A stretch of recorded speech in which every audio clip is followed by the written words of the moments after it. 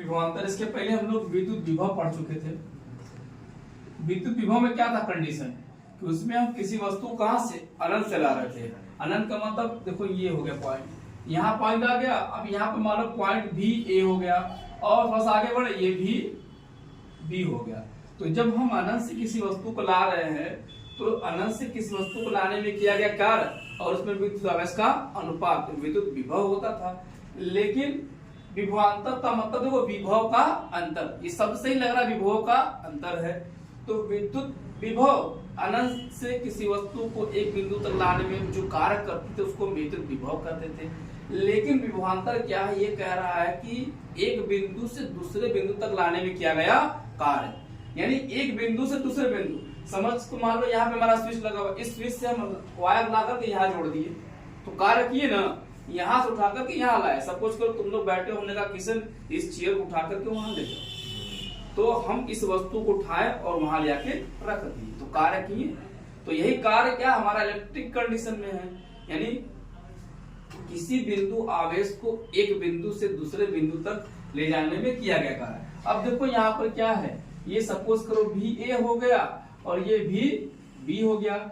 इसी वस्तु को यहाँ तक ले जाने में किया गया कार्य W हो गया और इसमें जो आवेश उत्पन्न होगा Q, इसी का अनुपात क्या कहलाएगा डेल्टा V, यानी विभवांतर। समझ आया? किसी बिंदु आवेश को एक बिंदु से दूसरे बिंदु तक ले जाने में किया गया कार्य और उसके आवेश का अनुपात। देखो हमने कहा था स्विच है ना हमारे पास, हम किसी तार को यहाँ से ले जाएंगे तो तार ले जा रहे हैं तो जाहिर सी बात उसमें प्लस आवेश और माइनस आवेश है।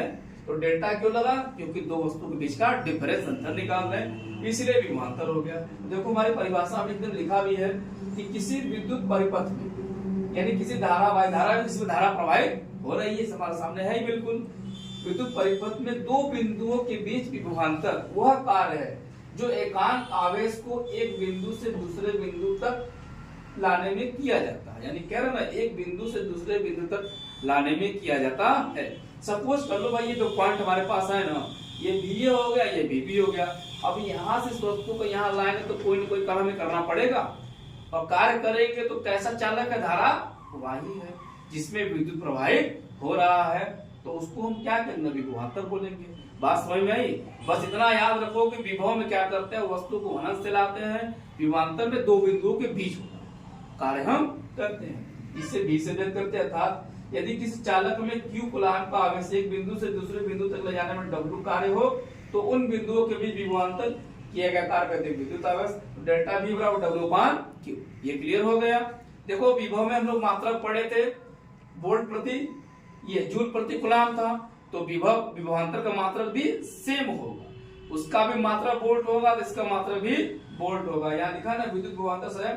हाँ, इतना ध्यान रखना कि विद्युत विभवांतर समांतर क्रम में होता है, विद्युत विभव श्रेणी क्रम में होता है, क्योंकि उसमें एक बिंदु होता है, इसमें दो बिंदु। बात समझ में? इतना याद रखना है कि अगर तुम्हारे पेपर में देगा विद्युत विभवांतर किस क्रम में होता है, समांतर क्रम में, श्रेणी क्रम में, मिश्रित क्रम में या किसी क्रम में नहीं, तो क्या बताएंगे समांतर क्रम में संयोजित किया जाता है। अर्थात अगर फॉर्मूला कहीं पूछा जाएगा तो V = V1 + V2 + V3 हम लोग अभी पढ़ेंगे इसके बाद, ठीक है। इसका मात्रक नोट में कह रहा है विद्युत विभवांतर का सबसे छोटा मात्रक मिली वोल्ट। देखो मिली से लग रहा है कि ये हम लोग फॉर्मूला पढ़ते हैं मिली सेंटी डेसीग्राम डेकाहेक्टो किलोग्राम, तो सबसे छोटा मिली, सबसे बड़ा किलो।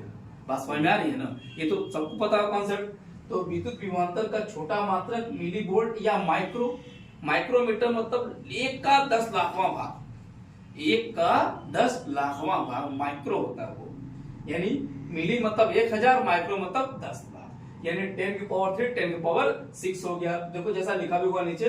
और बड़ा मात्रक हमारा किलो वोल्ट या मेगा वोल्ट होता है। जैसे हम कहते हैं ना अभी जो हमारे ये पावर हाउस में लगा मेगा में 9 मेगावाट 10 मेगावाट की विद्युत ऊर्जा चाहिए तो पूरे इस क्षेत्र का संचालन होगा, यानी लगभग 10 लाख अगर किलो वोल्ट हमें ऊर्जा मिलेगी तभी हम अपने इस क्षेत्र को पूरी तरह से विद्युतमय बना सकते हैं।